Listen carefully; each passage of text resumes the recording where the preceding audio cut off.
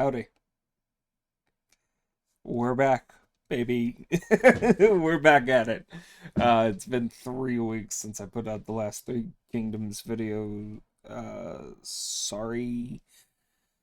I've been busy. But we're getting into it. It's no more procrastination. We're getting it done. Yeehaw. Alright, rah rah rah rah. Woo, let's go. Thanks guys for sticking around even though I am not consistent at all. Woo. Alright. Let me go ahead and start this. And we'll get into it.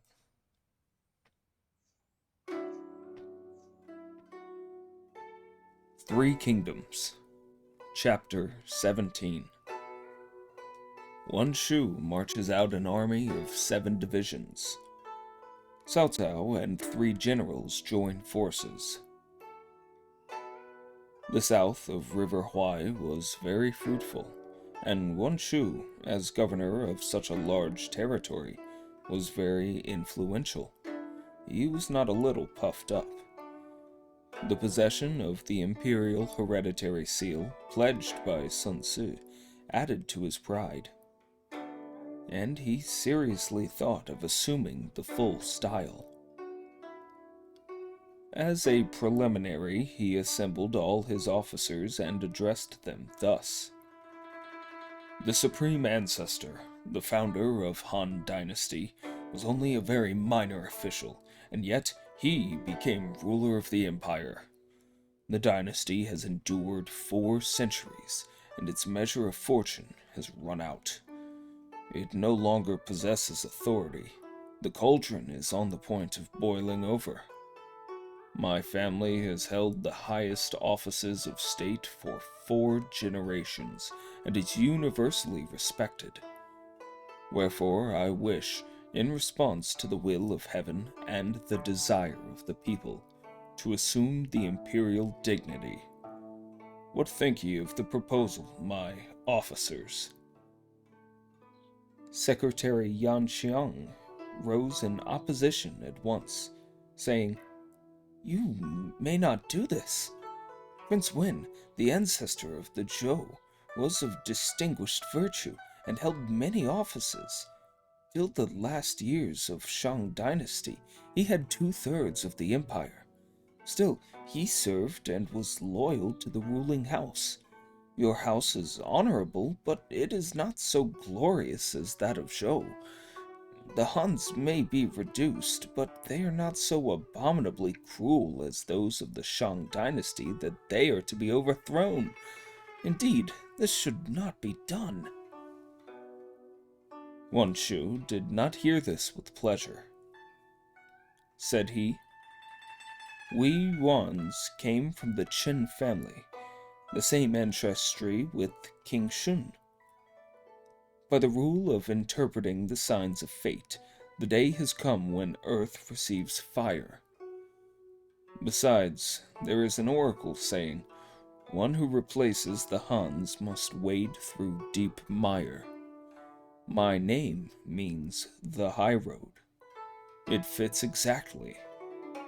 Further than this, I possess the imperial hereditary seal, and must become lord of all, or I turn from heaven's own way. Finally, I have made up my mind, so if anyone says too much, that person will simply suffer death."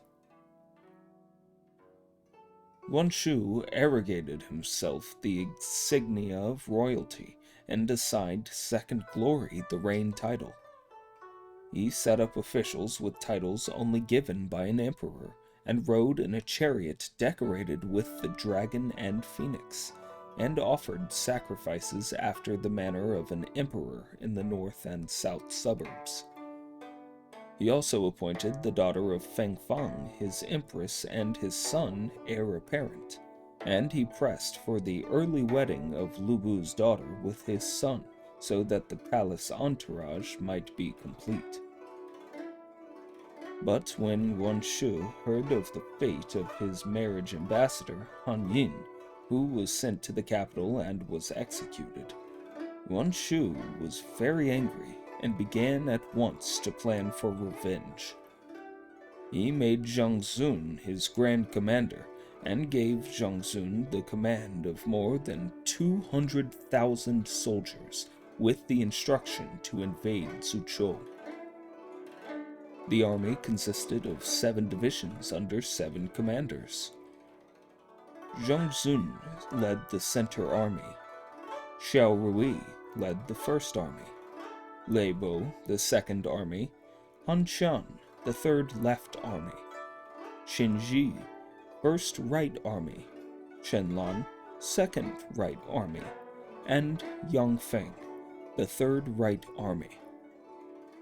Each commander was instructed to make a certain town his objective. The imperial protector of Yangzhou, Jin Shang, was ordered to superintend the commissariat, but he declined the office. And so, Yuan Shu put Jin Shang to death. Zhi Ling was in command of the reserves to help wherever he was required. Yuan Shu led 30,000 troops, and he appointed 3 generals, Li Feng, Liang Gong, and Wei Zhui, to go up and down and coordinate the Grand March. Lu Bu found out from his scouts that his own Zhuchou city was the objective of Zhang Zun, the other towns to be first attacked being Xiaopei, Yidu, Longye, Jishi, Xiapi, and Junshan. The invading armies were marching 20 miles a day and plundering the countryside as they advanced. Lu Bu summoned his advisors to a council to which came Qin Gong, Qin Deng, and Qin Gui. When all had assembled, Qin Gong said, "This misfortune that has come to us is due to the 2 Qins who fawned over the central government in order to obtain rank and appointments. Now remove the evil by putting these 2 to death and sending their heads to Yuan Shu. Then he will retire and leave us in peace." Lu Bu acquiesced and had the 2 arrested, but the son, Qin Deng, only laughed, saying, "What is this anxiety about? These 7 armies are no more to me than so many heaps of rotting straw. They are not worth thinking about." "If you can show us how to overcome them, I will spare your life," said Lu Bu. "General, if you will listen to poor me, the region will be perfectly safe." "Let us hear what you have to say." "Yuan Shu's troops are numerous, but they are only a flock of crows. They are not an army under a leader. There is no mutual confidence. I can keep them at bay with the ordinary guards of the place, and could overcome them by some unsuspected stratagem. If I should fail, I have another plan by which I can not only protect the region, but capture our enemy." "Let us have it." Qin Deng said, "Han Shan and Yang Feng, 2 of the leaders of our enemies, are old servants of the Han dynasty who fled from fear of Cao Cao, and, being homeless, sought refuge with Yuan Shu. He despises them, and they are dissatisfied with his service. A little letter from the court will secure their help as our allies, and with Liu Bei to help us on the outside, we can certainly overcome Yuan Shu." "You shall take the letters yourself," said Lu Bu. Qin Deng agreed, and a memorial detailing his intentions was sent to the capital, letters to Yuzhou, to Liu Bei, and finally Qin Deng was sent, with a small escort, to wait for Han Shan on the road to Zhepi. When Han Shan's army had halted and pitched camp, Chen Dang went to see Han Xiang, who said, "What are you here for? You belong to Lu Bu." "I am a noble of the court of the great Hans. Why do you call me a Lu Bu's man? If you, general, hitherto a minister of state, now serve a traitor, you will nullify the grand services you rendered in protecting the emperor in the flight from Chang'an. Besides, the suspicious Yuan Shu will assuredly do you some harm, and you will regret not having taken this opportunity to work against him." Han Shan sighed, saying, "I would return to my allegiance if there should be any opportunity." Thereupon, Chen Deng gave him Lu Bu's letter asking for cooperation. Han Shan read it and said, "Yes, I know. You may return to your master and say General Yang Feng and I will turn our weapons and smite Yuan Shu. Look out for a signal flare and let your master come to our aid." As soon as Chen Deng had got back and reported his success, Lu Bu divided his troops into 5 divisions, each of 10,000, and sent them to 5 threatened towns to meet his enemies. Gao Shun led one army to Jiaopei against Xiao Rui, Qin Gong to Yidu against Qin Ji, Zhang Liao and Zhang Ba to Langye against Lei Bo, Song Chan and Wei Zu to Jieshi against Chen Lan. Lu Bu himself led against the main body under Zhang Zun, leaving a small guard in Zhuzhou City. Lu Bu camped 10 miles from the walls. When the enemy came up, Zhang Zun thought Lu Bu too strong to attack with the force he had, so he retired 7 miles to await reinforcements. That night, in the second watch, Han Xian and Yang Feng arrived, and soon the flare was lighted as arranged. Lu Bu's troops were admitted to the camp and caused great confusion. Then Lu Bu gave a full attack, and Zhang Zun was routed and fled. Lu Bu pursued till daylight, when he fell in with one of the other bodies led by Zhi Ling. Both sides faced each other, but at the very beginning of the engagement, Yang Feng and Han Shan also attacked, and Zhi Ling was forced to fly. Lu Bu went in pursuit, but soon after another force came out from the rear of some hills. These looked very imposing.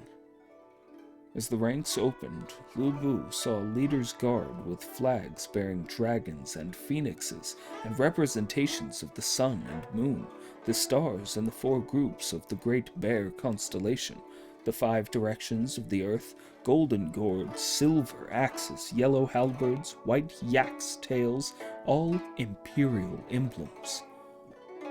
And beneath a yellow silken parasol sat Yuan Shu, on horseback, clad in silver mail with a sword handle showing at each wrist. Standing out in front of the array, Yuan Shu railed at his opponent, calling him traitor and bastard. Lu Bu said nothing, but rode forward ready for battle, and Li Feng, one of Yuan Shu's leaders, advanced to take the challenge. They met, but at the 3rd bout, Li Feng was wounded in the hand, whereupon his spear fell to the ground, and he fled.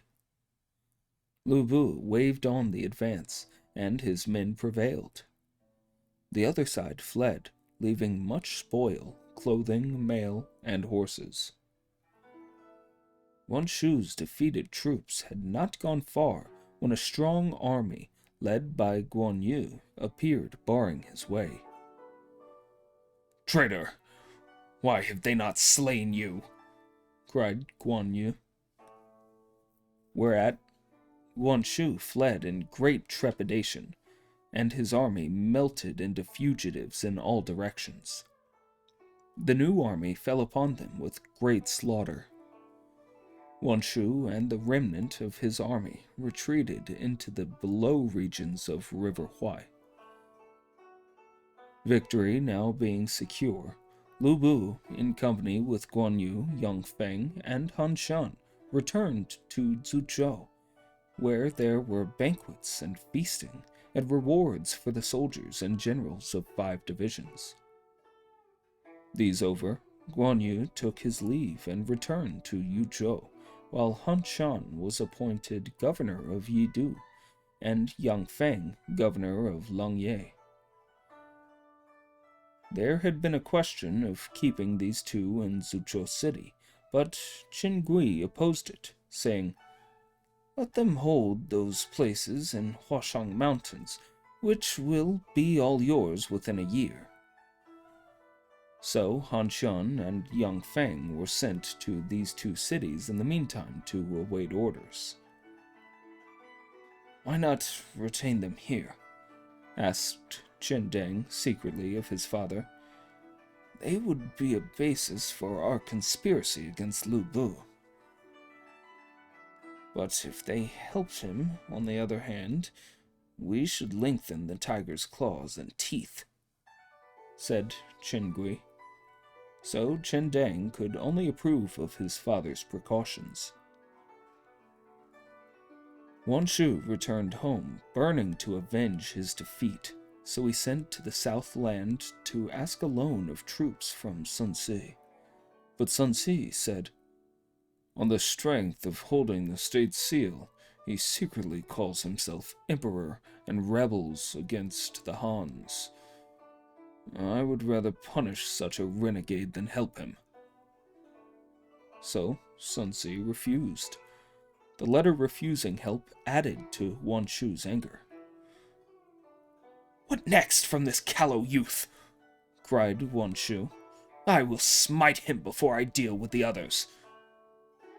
But his advisor, Yang Dejiang, dissuaded him from this course.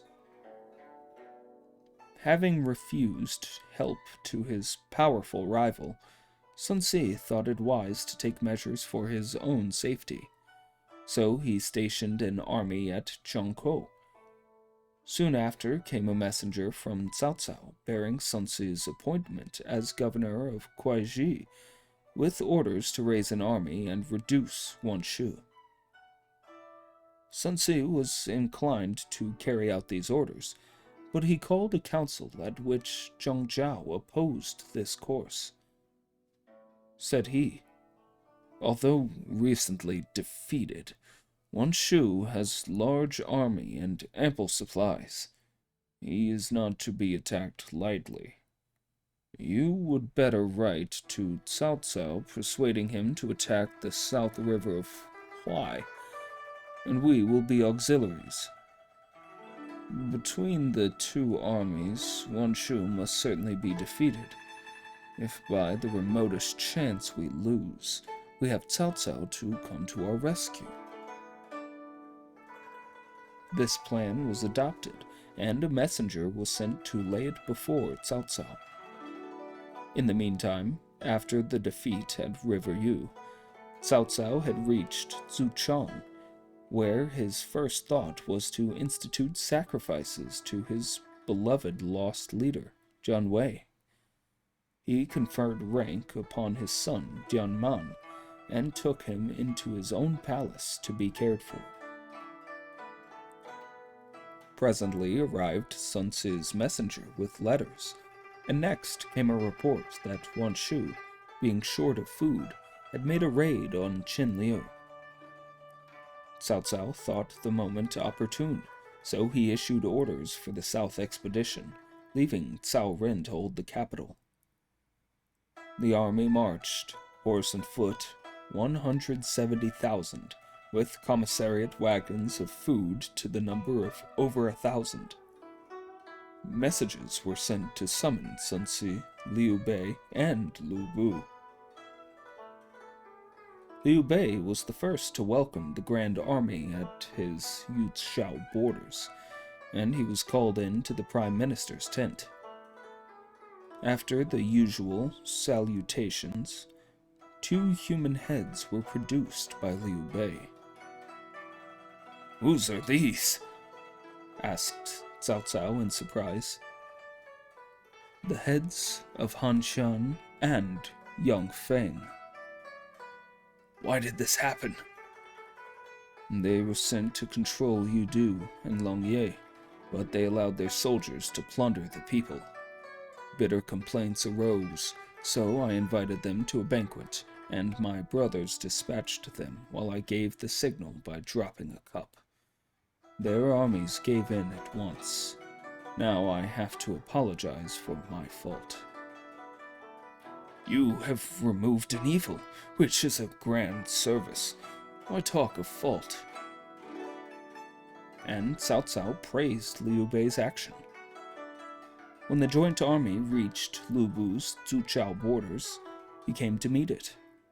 Cao Cao spoke graciously to him and conferred upon him the title of General of the Left Army, promising him an official seal as soon as he returned to the capital. Lu Bu was very pleased. Then the 3 armies were made into one force, Cao Cao being in the center, Lu Bu to the left wing, and Liu Bei to the right wing. Zhao Hodun and Yu Jin were leaders of the van. On Wanshu's side, General Qiao Rui, with 50,000 troops, was appointed van leader. The armies met on the confines of the city of Shoshun. Qiao Rui and Zhao Hodun rode out and opened battle, but Qiao Rui fell in the 3rd bout, and his troops fled into the city. Then came news that Sun Si's fleet was near and would attack on the west. The other 3 land corps took each one face, Cao Cao on the north, Lu Bu on the east, and Liu Bei on the south. The city of Shoshun was in a perilous state. At this juncture, Wanshu summoned his officers. Yang Dazhong explained the case. "Shoshun has suffered from drought for several years, and the people are on the verge of famine. Sending an army would add to the distress and anger the people, and victory would be uncertain. I advise not to send any more soldiers there, but to hold on till the besiegers are conquered by lack of supplies. Meanwhile, your Highness, with regiment of guards, will move over to the other side of River Huai, which is quite ready, and we shall also escape the enemy's ferocity." So, due arrangements were made. 100,000 troops under Li Feng, Wei Zhui, Liang Gang, and Chen Ji were appointed to guard Shoshun. Then a general move was made to the other side of the River Huai. Not only the remained army went over, but all the accumulated wealth of the one family, gold and silver, jewels and precious stones, were moved also. Cao Cao's army of 170,000 needed daily no inconsiderable quantity of food, and as the country around had been famine-stricken for several years, nothing could be got there. So he tried to hasten the military operations and capture the city. On the other hand, the defenders knew the value of delay and simply held on. After a month's vigorous siege, the fall of Shoshun seemed as far off as it was at first, and supplies were very short. Letters were sent to Sun Si, who sent 100,000 carts of grain. When the usual distribution became impossible, the chief of the commissariat, Ren Jun, and the controller of the granaries, Wang Ho, presented a statement asking what was to be done. "Serve out with a smaller measure," said Cao Cao. "That will save us for a time." "But If the soldiers murmur, what then? I shall have another device. As ordered, the controller issued grain in a short measure. Cao Cao sent secretly to find out how the army took this, and when he found that complaints were general and the soldiers were saying that the prime minister was fooling them, he sent a secret summons to the controller. When Wang Ho came, Cao Cao said, "I want to ask you to lend me something to pacify the soldiers with. You must not refuse." "What does the prime minister wish?" "I want the loan of your head to expose the soldiery." "But I have done nothing wrong!" exclaimed the unhappy man. "I know that, but if I do not put you to death, there will be a mutiny. After you are gone, your wife and children shall be my care, so you need not grieve on their account." Wang Ho was about to remonstrate further, but Cao Cao gave a signal. The executioners hustled Wang Ho out, and he was beheaded. His head was exposed on a tall pole, and a notice said, "In accordance with military law, Wang Ho has been put to death for peculation and the use of a short measure in eschewing grain." This appeased the discontent. Next followed a general order threatening death to all commanders if the city was not taken within 3 days. Cao Cao in person went up to the very walls to superintend the work of filling up the moat. The defenders who kept up constant showers of stones and arrows. 2 inferior officers who left their stations in fear were slain by Cao Cao himself. Thereafter, he went on foot to work with his soldiers, and to see that work went on continuously, and no one dared to be a laggard. Thus encouraged, the army became invincible, and no defense could withstand their onslaught. In a very short time, the walls were scaled, the gates battered in, and the besiegers were in possession. The officers of the garrison, Li Feng, Wei Shui, Liang Gong, and Shen Ji, were captured alive and were executed in the marketplace. All the paraphernalia of imperial state were burned, and the whole city wrecked. When the question of crossing the river in pursuit of Wanshu came up, Zun Yu opposed it, saying, "The country has suffered from short crops for years, and we should be unable to get grain. An advance would weary the army, harm the people, and possibly end in disaster. I advise a return to the capital to wait there till the spring wheat shall have been harvested, and we have plenty of food." Cao Cao hesitated, and before he had made up his mind, there came an urgent message. Zhang Xiu, with the support of Liu Biao, was ravaging the country all round. There were rebellions in Nanyang and Jiangling, and Cao Hong could not cope with it. Cao Hong had been worsted already in several engagements, and was in sore straits. Cao Cao at once wrote to Sun Si to command the great river so as to prevent any move on the part of Liu Biao, while he prepared his army to go deal with Zhang Zui. Before marching, Cao Cao directed Liu Bei to station at Jiaopei, and as he and Lu Bu being brothers, might help each other. When Lu Bu had left for Zuchao, Cao Cao said secretly to Liu Bei, "I'm leaving you at Jiaopei to dig a pitfall for the tiger. You will only take advice from Chen Deng and Xingui, and there can be no mishap. You'll find so-and-so your ally when needed." So, Cao Cao marched to Zuchang where he heard that Duan Wei had slain Li Shui and Wu Si killed Guo Si, and they presented the heads of these two.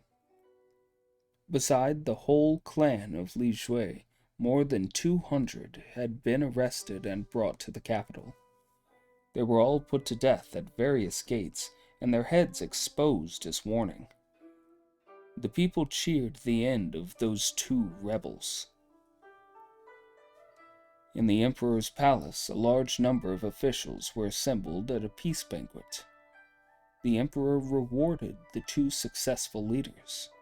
Duan Wei with the title of General who Destroys Rebellion, and Wu Zi, General who Wrecks Villainy, and sent to guard Chang'an. They came to audience to express their gratitude, and marched away. Then Cao Cao sent in a memorial that Zhang Xiu was in rebellion, and an army must be sent against him. The emperor, in person, arranged the chariot and escorted Cao Cao out of the city, when he went to take command of the expedition. It was the summer, the 4th month of the 3rd year of rebuilt tranquility, AD 198. Zun Yu was in chief military command in Zucheng. The army marched away. In the course of the march, they passed through a wheat region, and the grain was ready for harvesting, but the peasants had fled for fear, and the corn was uncut. Cao Cao sent proclamations to all villages and towns. I am sent on expedition by command of the emperor to capture a rebel and save the people. I cannot avoid moving in the harvest season, but if anyone trample down the corn, he shall be put to death. Military law is strict without exception, and the people need fear no change. The people were very pleased and lined the road, wishing success to the expedition. When the soldiers passed wheat fields, they dismounted and pushed aside the stalks so that none were trampled down. One day, when Cao Cao was riding through the fields, a dove suddenly got up, startling the horse so that it swept into the standing grain, and a large patch was trampled down. Cao Cao at once called the provost marshal and bade him decree the sentence for the crime of trampling down corn. "How can I deal with your crime?" asked the provost marshal. "I made the rule and I have broken it. Can I otherwise satisfy public opinion?" Cao Cao laid hold of the sword by his side and made to take his own life. All hastened to prevent him, and Guo said, "In ancient days, the days of spring and autumn history, the laws were not applied to the persons of the most important. You are the supreme leader of a mighty army and must not wound yourself." Cao Cao pondered for a long time. At last he said, "Since there exists the reason just quoted, I may perhaps escape the death penalty." Then with his sword he cut off his hair and threw it on the ground, saying, "I cut off the hair as touching the head." Then he sent messengers to exhibit the hair throughout the whole army, saying, "The Prime Minister, having trodden down some corn, ought to have lost his head by the terms of the order. Now here is his hair cut off as an attack on the head." This deed was a stimulus to discipline all through the army so that not a person dared be disobedient. A poet wrote, "A myriad soldiers march along, and all are brave and bold, and their myriad inclinations by one leader are controlled. That crafty leader shore his locks when forfeit was his head. Oh, full of guile wert thou, Cao Cao, as everyone has said." On the first news of the approach of Cao Cao with an army, Zheng Xiu wrote to Liu Bao for help. Then Zheng Xiu led out his troops with his two generals, Lei Zhu and Zheng Xian. When the array was complete, Zheng Xiu took his station in front and, pointing at Cao Cao, railed at him, saying, "O false and pretended supporter of benevolence and justice! O shameless one! You are just a beast of the forest and absolutely devoid of humanity." This annoyed Cao Cao, who sent out Zhu Chu against the insulter. Zheng Xian came to meet him and fell in the third bout. Thence Zheng Xiu's troops fled and were pursued to the very walls of Nanyang, only managing to get within just before the pursuit came up. The city was then closely besieged. Seeing the moat was so wide and deep that approach to the wall would be difficult, Cao Cao's commanders began to fill up the ditch with earth. Then, with sandbags, brushwood, and bundles of grass, they built a great mound near the wall, and on this erected steps so that they could look over into the city. Cao Cao rode round the city, closely inspecting the defenses. 3 days later, he issued an order to make a mound of earth and brushwood at the northwest corner, as he would mount the walls at that point. He was observed from within the city by Jie Zhu, who went to Zheng Xiu and said, "I know what Cao Cao intends, and I can defeat him by a countermove." Even amongst the very foremost, there's one who leads the way. Someone sees through your devices, be as crafty as ye may. What the countermove was will be told in the next chapter.